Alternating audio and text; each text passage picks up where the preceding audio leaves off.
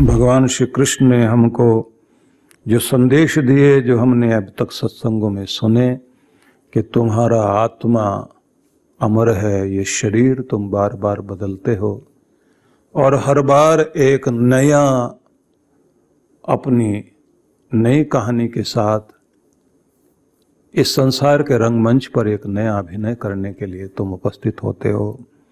कभी तुम्हें अमीरी दी जाती है, कभी गरीबी दी जाती है। भाग्य तुम्हें न जाने कितने तरह के रोल करने का मौका देता है। कभी तुम दाता बनकर बैठते हो और कभी याचक बनकर बैठते हो। जीवन में भी न जाने कितने कितने तरह के उतार चढ़ाव होते हैं।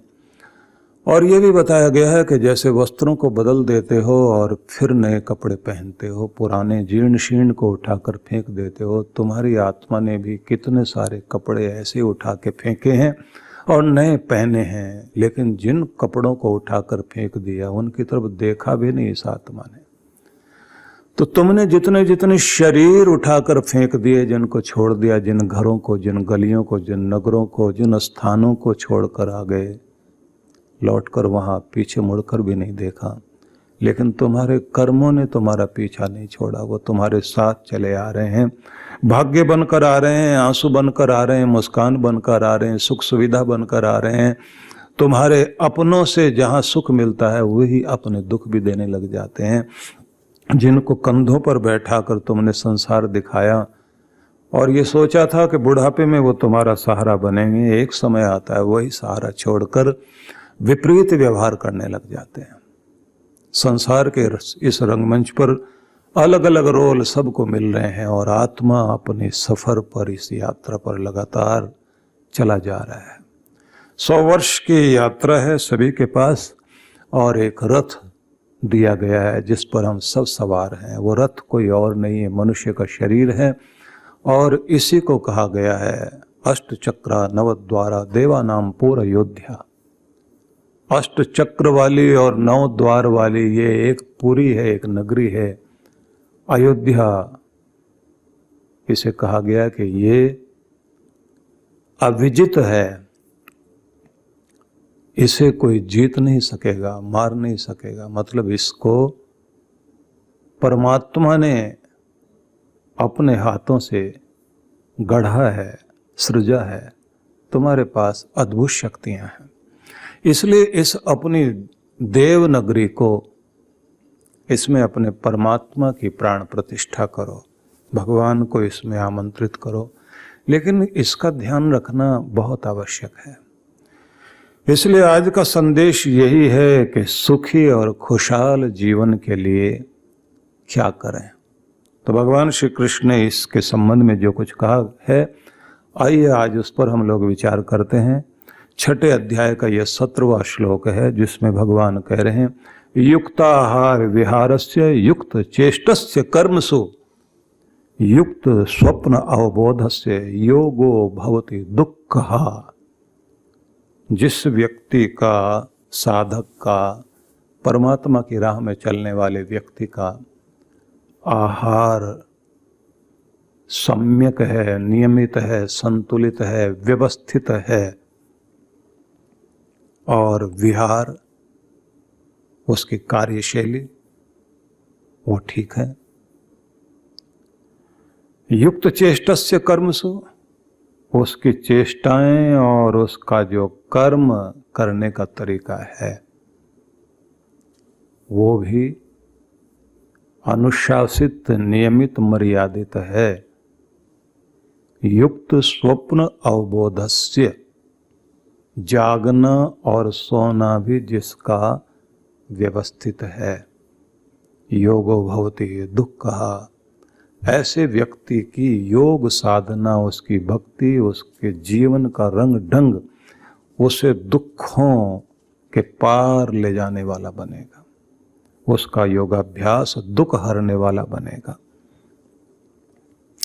मतलब यही है कि हम सब वो यात्री हैं जो जैसे नदियां बहते बहते तब तक बहेंगी जब तक वो सागर से मिलेंगे नहीं। हम ऐसी नदियां हैं सब के सब।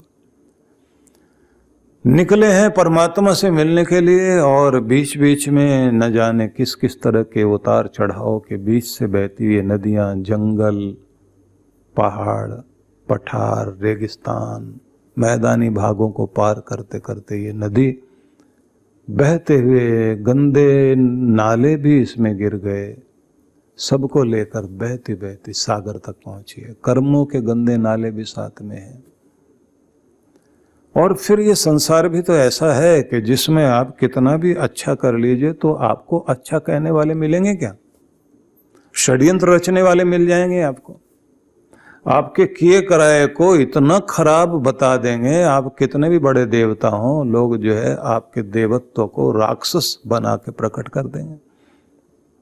दुनिया के जितने बेहतरीन लोग थे जो दुनिया को अमृत बांटने आए थे, उनको इतना इतना सताया गया। और कमाल की बात यह है कि ये भीड़ ऐसी होती है, इसको किसी की बुराई पर तो बड़ा जल्दी यकीन होता है, भलाई पर भरोसा नहीं होता कि कोई भला भी हो सकता, इतना अच्छा भी हो सकता है। उन्हें लगता है जब हम नहीं हो पाए तो दूसरा कैसे हो सकता है। और अगर ये कह दिया जाए कि बुरा है तो लोग कहते पक्का लगता भी है। तो ऐसे लोगों के बीच में रहते रहते आप अमृत बांटते हुए संसार में जीवन जीते हैं, तो बहुत तरह के मान अपमान, पीड़ा, सुख दुख के बीच आपकी जिंदगी चलती है। और ये ध्यान रखना, आपकी मुस्कुराहट का दिया बुझाने के लिए लोग पूरी ताकत लगा रहे होते हैं। आप तरक्की कर जाएं तो लोगों को बर्दाश्त नहीं है, आप ऊंचे चढ़ जाएं तो नीचे गिराने के लिए लोग जो है समय निकाल कर आते हैं। ऐसी सेवा देते हैं लोग, किसी का बुरा करना हो तो अपने घर से समय भी लगाएंगे, पैसा लगाएंगे, जतन करेंगे, बुद्धि लगा के षड्यंत्र रचते हैं। बड़ा कमाल है।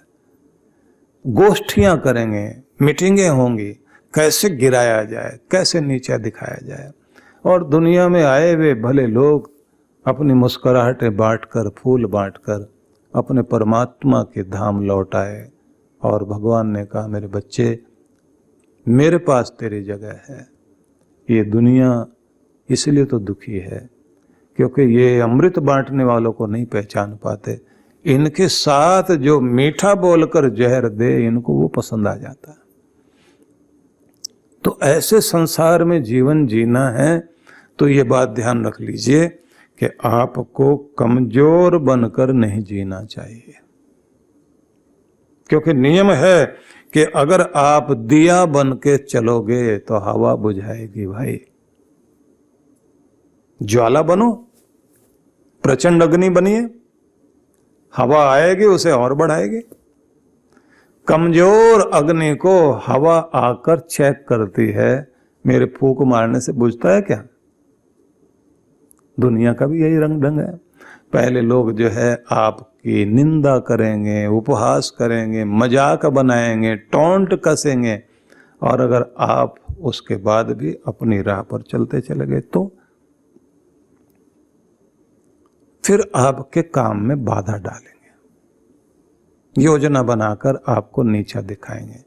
और अगर उसके बाद भी आपने उनकी तरफ नहीं देखा, आप अपना काम करते चले जा रहे हैं और मजबूत अग्नि आपके अंदर जल रही है, ऊपर उठने वाली है, तो दुनिया ये देखती है कि कमाल है, इतना विरोध किया, निंदा की, चुगली की, चोट पहुंचाई, बाधा डाली, फिर भी रुका नहीं। बात है कुछ इसमें। उसके बाद ताली बजाना शुरू कर देंगे, तारीफ करना शुरू कर देंगे, तारीफ करते करते पीछे लग जाएंगे और तारीफ करते करते फिर फिसलाएंगे, कहीं फिसल कर गिरता है तो देख लें। और बेपेंदी के लोटे की तरह होते हैं लोग, जैसे गिरगिट रंग बदलती है ना, इन्हें किसी की हाय हाय करने में और वाह वाह करने में ज्यादा देर नहीं लगती।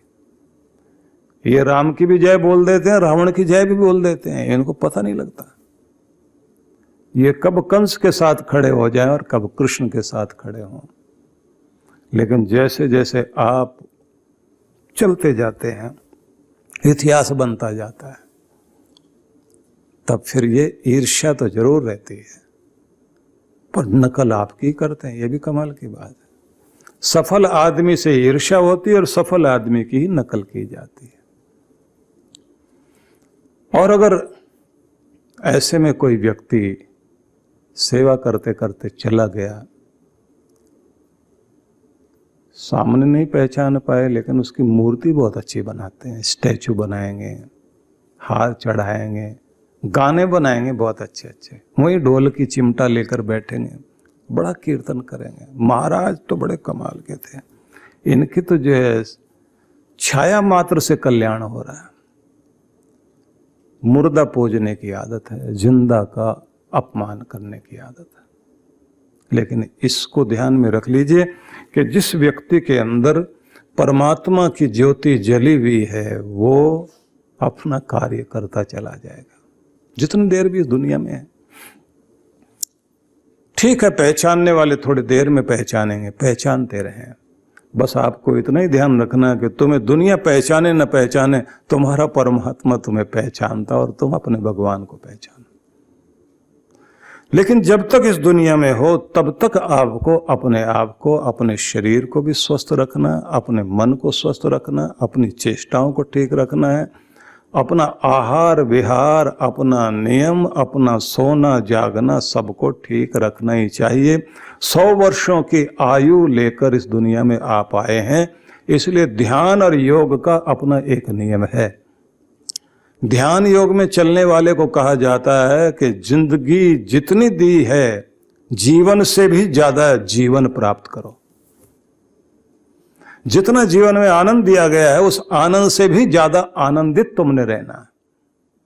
जितने तुम्हारे भाग्य में शांति दी गई है तुम उससे भी अधिक शांति प्राप्त करने के अधिकारी हो, उससे भी अधिक शांति तुम्हारी जिंदगी में आनी चाहिए। और जितने भी संतोष के अधिकारी तुम हो उससे भी कहीं अधिक संतोष तुम्हारी जिंदगी में आना चाहिए। बाकी गर्मी अपना काम करेगी तो एसी चलना चाहिए, पंखा चलना चाहिए, लेकिन इसका मतलब यह नहीं है कि एसी और पंखे के लिए आप व्याकुल रहें। नहीं अनुकूलता मिले तब आपको व्यवस्था करनी है, अपने आप को अनुकूल बनाना है। तो यही है, या तो परिस्थिति को बदल लीजिए, नहीं बदले तो अपने आप को बदल लीजिए। जहां बदला जा सकता है, जिस चीज में रूपांतरण लाया जा सकता है, जिसमें परिवर्तन ला सकते हो, वहां परिवर्तन लाने की कोशिश करो। और जहां दिखाई दे कि परिवर्तन संभव नहीं है तो तालमेल मिलाओ, रास्ता अपना आगे बढ़ाते चले जाओ, क्योंकि आपको अपनी यात्रा नहीं रोकनी चाहिए। तो 100 वर्ष की यात्रा पर दुनिया में आप हैं तो अपने आप को क्या ध्यान रखना है। मैं एक अपनी बात को पहले कह देना चाहता हूँ, फिर भगवान श्री कृष्ण के संदेश पर हम लोग आगे बढ़ेंगे। देखिए, एक नियम है, अगर कोई मकान बहुत पुराना हो जाए, ना भी पुराना हो, जर्जर हो जाए, देख रेख अच्छी नहीं की गई, मेंटेनेंस ठीक नहीं रखा, मेंटेनेंस की कमी थी और मकान जो है गिरने की स्थिति में आ गया। अब ऐसी स्थिति में पहले तो आप ही समझ जाते हैं कि ये रहने लायक नहीं है, और अगर आप फिर भी मोह करके बैठे रहे तो कॉरपोरेशन की तरफ से नोटिस आएगा, और नोटिस भी आ गया तब भी आप नहीं चौंके और तब भी आपने ध्यान नहीं दिया, तब कॉरपोरेशन वाले आ जाएंगे, तोड़ के जाएंगे। तो ये तो सबको ही पता है ना। तो बात इस तरह समझना कि ये आपका मकान जिसमें आत्मा रह रही है, शरीर,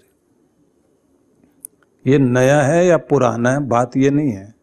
अगर आपने देख रेख नहीं रखी, मेंटेनेंस का ध्यान नहीं किया, जर्जर कर लिया इसको, तो पहले तो आपकी आत्मा इसमें नहीं रहना चाहिए। और अगर फिर भी मोह के साथ, नहीं मैंने तो यहीं रहना है, एड़ियां रगड़ते हुए रहना है,